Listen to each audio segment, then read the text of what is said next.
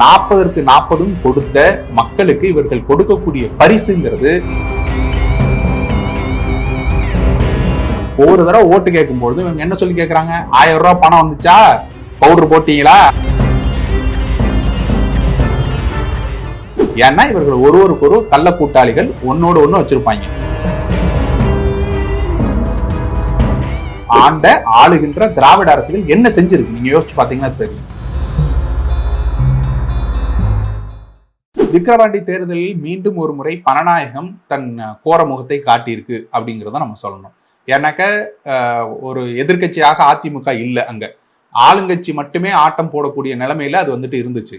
நீங்க உள்ள போய் பார்த்துருந்தீங்கன்னா தெரியும். நாங்கெல்லாம் உள்ள போகும்போது மக்களை வந்துட்டு சந்திக்கவே முடியாத அளவுக்கு, வீடுகள்ல மக்களே இல்லாத அளவுக்கு பந்தல் போட்டு எல்லாரையும் வந்துட்டு கூட்டி கொண்டு போய் உட்கார வச்சுக்கொண்டு நீங்க ஒரு முறை வந்து உட்காந்தீங்கன்னா 200 ரூபா, காலையில வந்து உட்காந்தா 200 ரூபா, மாலை வந்து உட்காந்தா 200 ரூபா.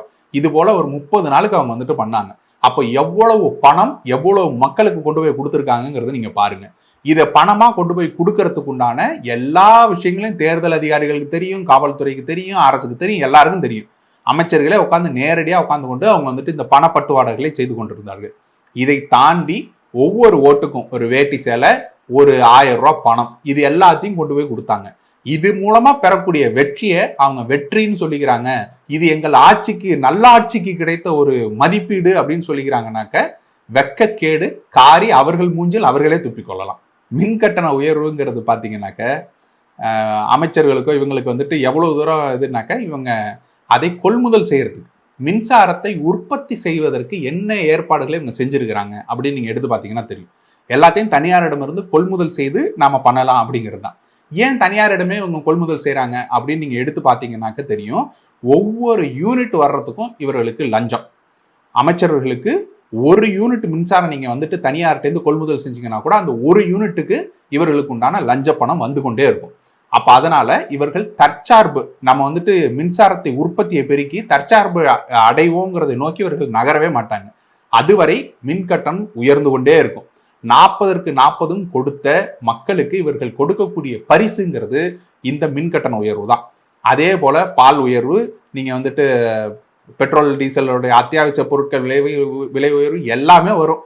மோடியும் அங்கிருந்து அவர் விலையை ஏற்றிட்டு இருப்பாரு, கேஸ் சிலிண்டர் விலை ஏற்றுவாரு, பெட்ரோல் விலை ஏற்றுவாரு, எல்லாரும் ஏற்றுவாரு.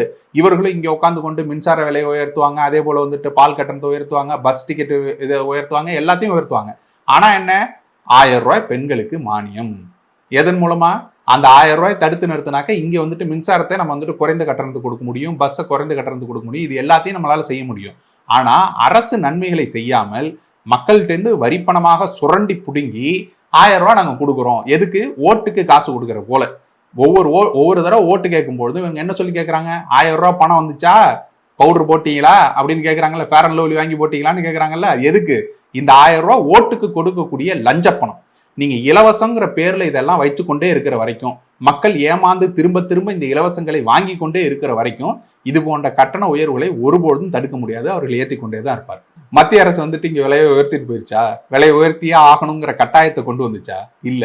ஆனா இவர்கள் ஏற்றி விட்டு மத்திய அரசின் மீது இவர்கள் வந்துட்டு மொத்த பழியும் போடுவார்கள். ஒன்றிய அரசு எந்த விதத்திலையும் நல்லதெல்லாம் கிடையாது. அவங்க எல்லா விலையும் ஏற்றி கொண்டே தான் இருக்கு. நான் சொன்னது போல கேஸ் விலையை ஏற்றுறது, பெட்ரோல் விலையை ஏற்றுறது, வரியை உயர்த்துறது, இது எல்லாமே அவங்களும் செஞ்சுட்டு தான் இருக்காங்க. அதே போலதான் இவர்களும். ஆனா என்ன, பழியை மட்டும் தூக்கி அங்க மேல போடுவாங்க. பஸ் கட்டண உயர்வுக்கும் ஒன்றிய அரசு தான் காரணமா? பால் கட்டண உயர்வுக்கும் ஒன்றிய அரசு தான் காரணமா? அத்தியாவசிய விலைகள்லாம் வந்துட்டு போயிட்டு இருக்கு, உயர்ந்து போய் கொண்டே இருக்கு, அதுக்கும் ஒன்றிய அரசு தான் காரணமா? நிர்வாகம் இல்ல, நிர்வாக சீர்கேடு. அதனாலதான் நீங்க இந்த மின்சாரத்துறையில நடக்கக்கூடிய ஊழல்களை மட்டும் இவர்கள் தடுத்து நிறுத்தினாலே மிகப்பெரிய சிக்கனத்தை வந்துட்டு அரசுக்கு உண்டாக்க முடியும். ஆனா அதை நோக்கி இவர்கள் செயல்படுத்த மாட்டார்கள். ஏன்னா அந்த ஊழலில் மிகப்பெரிய பங்கை கொண்டு சுரண்டி திங்கக்கூடிய பெருச்சாளிகளாக இவர்கள் தான் இருக்கிறாங்க. அதனால அதை நோக்கி இவர்கள் நகரவே மாட்டார்கள். மக்கள் இன்னும் நம்பிக்கிட்டு இருக்காங்க, திமுக வந்துடும், அதிமுக வந்துடும், நமக்கு வந்துட்டு ஒரு நல்லது செஞ்சிடும், விலைவாசியை குறைச்சிரும் நம்பிக்கிட்டு இருக்காங்கன்னாக்க சிரிச்சுக்கிட்டே போக வேண்டியதுதான். அரசியல் புரிதல் எப்பதான் இவர்களுக்கு எல்லாம் வருங்கிற ஒரு கோபம் தான் நமக்கு வருது தவிர, ஒரு ஆற்றாமை தான் இருக்குதே தவிர, மக்களுக்கு இது கொண்டு போய் சேர்க்கிறோம். நாங்க ஒவ்வொரு விஷயமா எடுத்து காமிக்கிறோம். இவங்க சொன்னது என்ன, செய்யறது என்ன, இவர்கள் வாக்குறுதிகளாக கொடுத்தது என்ன, இப்பொழுது ஆட்சி அதிகாரத்தில் உட்கார்ந்து கொண்டு செய்வது என்னங்கிறது எல்லாம் மக்கள்கிட்ட நாங்கள் கொண்டு போய் சேர்க்கிறோம். சிந்திக்க வேண்டியது மக்கள் தான். இன்னும் சொல்ல போனா சீமான் அவர்கள் திமுகவுக்கு ஒரு மிகப்பெரிய வாய்ப்பு ஒன்றை கொடுத்தார். என்னன்னாக்க, இந்த மேகதாது அணையை கட்டியே தீருவேன் என்று சொல்லக்கூடிய காங்கிரஸ் தமிழர்களுக்கு ஒரு சொட்டு தண்ணீர் கூட கொடுக்க மாட்டேன் என்று சொல்லக்கூடிய காங்கிரஸோடு உங்கள் உறவை அத்து விடுங்கள். உங்களுக்கு இங்க எங்கெல்லாம் நீங்க நிக்கிறீங்களோ அத்தனை இடத்துலயும் நாம் தமிழர் கட்சி திமுகவை எதிர்த்து போட்டியிடாது, அங்க திமுகவுக்கு ஆதரவு நாங்க வந்துட்டு வாக்கு செலுத்துறோம் அப்படின்னு சொல்லி அண்ணன் சீமான் அவர்கள் தேர்தலுக்கு முன்னாடி சொன்னார், நாடாளுமன்ற தேர்தலுக்கு முன்னாடி. ஆனா அதை நோக்கி இவர்கள் நகரவே இல்லை. காரணம் என்ன தெரியுமா? ஏன்னா இவர்கள் ஒருவருக்கொரு கள்ள கூட்டாளிகள் ஒன்னோடு ஒன்று வச்சிருப்பாங்க. அங்க அவர்கள் தண்ணியை நிறுத்தி வச்சிருக்கிற வரைக்கும் இவங்க மண்ணள்ளி விற்கலாம். அவ்வளவுதான் இவர்களுக்கு உண்டான விஷயங்கள்.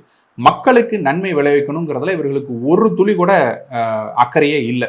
அதனாலதான் இவர்கள் வந்துட்டு அந்த காவிரி பிரச்சனையை கொடுத்தோ இல்ல மேகதாது பிரச்சனையை குறித்தோ சரியான நடவடிக்கையை நோக்கி இவர்கள் நகரவே மாட்டார்கள். இது இந்த காலத்துல இல்லை, அது ஐயா கருணாநிதி அவர்கள் காலத்திலிருந்து அதே தான், அப்படியே வச்சுக்கொண்டே இருப்பார்கள். ஏன்னா அதை வச்சு அரசியல் மட்டும் இவங்க செய்யலாம்னு நினைக்கிறாங்களே தவிர ஒருபொழுதும் அதற்குண்டான தீர்வை நோக்கி நகர மாட்டாங்க. எவ்வளவு தடுப்பணைகளை கர்நாடக அரசு கட்டி இருக்கிறது, எவ்வளவு தடுப்பணைகளை தமிழக அரசு கட்டி இருக்குதுங்கிறது எடுத்து பார்த்தீங்கன்னா தெரியும். மக்களுக்கு ஒரு நன்மை விளைவிக்கக்கூடிய, ஒரு விவசாய குடிகளுக்கு ஒரு நல்லதை செய்யக்கூடிய விஷயங்களை இந்த அரசு செய்யவே செய்யாது. அது இவங்கள்ட்ட இருந்து நீங்க எதிர்பார்க்கறது தப்பு. கர்நாடக அரசு வந்துட்டு அங்க வெள்ள பாதிப்பு வரக்கூடாது, அந்த மக்களுக்கு பாதிப்பு வரக்கூடாதுங்கிறதுக்கு தான் வந்துட்டு உபரி நீரை மட்டும் தான் திறந்து விடுவாங்க. இப்ப அப்படி வர்ற உபரி நீரை இங்கே தேக்கி வைக்கக்கூடிய அமைப்புகள் இங்க சரியா இருக்குதா? அந்த காவிரியாரோ இல்ல வந்துட்டு மற்ற நதிகளோ இங்க வந்துட்டு ஓடக்கூடிய இடங்கள்ல எவ்வளவு தடுப்பு அணைகள் இங்க இருக்கு அப்படிங்கறத நீங்க எடுத்து பாருங்க. தடுப்பணைகள் நீங்க கட்டி வச்சிருந்தீங்கன்னா தான் மழை நீர் தேக்கப்படும், கடலுக்கு போய் முழு உபரி நீரும் மொத்தமா போய் சேராம இங்க நம்ம மக்களுக்கு கொண்டு போய் சேர்க்கலாம் அப்படிங்கறதை நோக்கி இவர்கள் நகர்றதே இல்லை. இங்க பெய்யக்கூடிய மழை இருக்குல்ல, தமிழகத்துல இருக்கிறதுலே வந்துட்டு அதிகபட்சமான அளவு வந்துட்டு மழை நீர் பெய்யுது. அப்படி பெய்யக்கூடிய மழை நீர் என்னவா போகுதுங்கிறது நீங்க பாருங்க. இங்க சென்னையே எடுத்து பாருங்களேன், சென்னையில அவ்வளவு வெள்ளம் வருது. எதனால வெள்ளம் வருது? அவ்வளவு தூரம் மழை பெய்யுது. அந்த மழை எல்லாத்தையும் கொண்டு போய் சாக்கடையில கலந்து, சாக்கடையை கொண்டு போய் கூவத்துல கலந்து, கூவத்தை கொண்டு போய் கடல்ல கலக்கிறது தான் இவர்களுடைய திட்டம். மழை நீரை சேகரிக்கிறதுக்கோ அல்லது இது போல ஆற்று நீர்களை சேகரிக்கிறதுக்கோ உண்டான அமைப்புகளை இந்த அரசுகள் ஆளுகின்ற திராவிட அரசுகள் என்ன செஞ்சிருக்கு நீங்க யோசிச்சு பாத்தீங்கன்னா தெரியும். அப்போ இவங்க மற்ற மாநிலங்கள் மீது குறை மட்டுமே சொல்லிக்கொண்டு அதை ஓட்டாக இவர்கள் பெறுவதற்குண்டான எல்லா அரசியல் நாடகங்களையும் நிகழ்த்து கொண்டிருப்பார்களே தவிர மக்கள் நலம் சார்ந்து இவர்கள் நகரவே மாட்டார்கள். இவர் நினைச்சா போய் பேச முடியாதா? கர்நாடக அரசோட ஐயா ஸ்டாலின் உட்காந்து வந்து பேச முடியாதா? அங்க முதல்வருக்கு ஒரே ஒரு அழைப்புல வந்துட்டு அவரால் பேச முடியாதா? பேச முடியும், ஆனாலும் இதெல்லாம் செய்ய மாட்டாங்க. ஒரே காங்கிரஸ் தான் இங்க இருக்கே, அங்க இருக்கு, ஒரே இடத்துல தான் இருக்கு.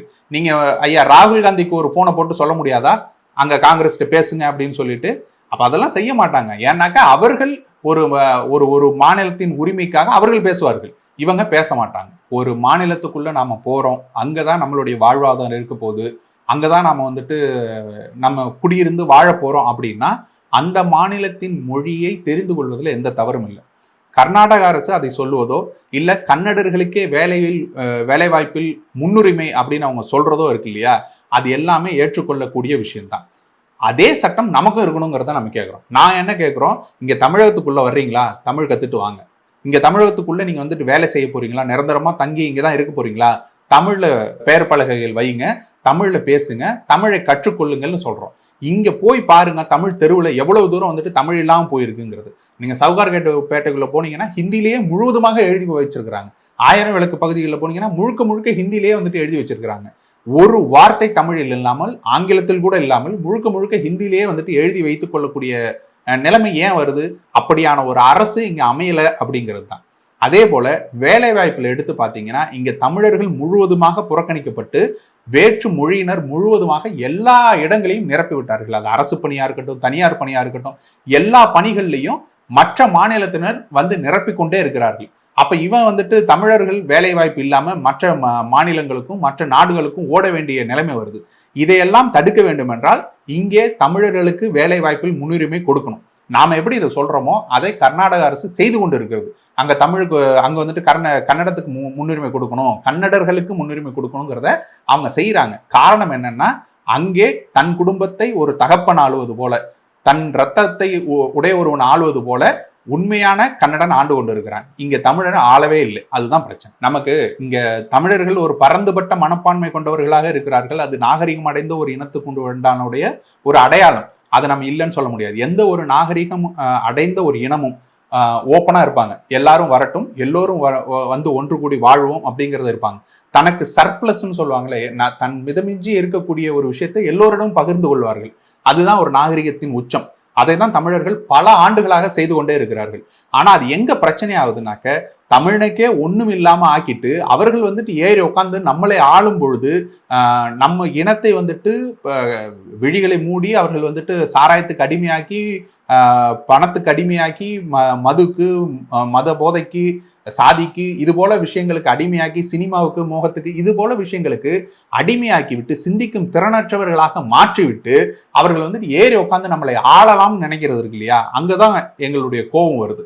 அப்ப அது போல இருக்கக்கூடாது. அப்படி என்றால் இங்க தமிழாய்ந்த தமிழன் தான் தமிழகத்தை ஆள வேண்டும். அதே போல தமிழர்களுக்குத்தான் இங்க இருக்கக்கூடிய வேலை வாய்ப்புகளிலிருந்து, கல்வியிலிருந்து எல்லாத்திலையுமே முன்னுரிமை கொடுக்கப்பட வேண்டும். தமிழர்களுடைய வரிப்பணத்தில் வரக்கூடிய விஷயங்களை தமிழர்களுக்காக செலவு பண்றதுல எந்த தப்பும் இல்லையே. நன்றி, வணக்கம்.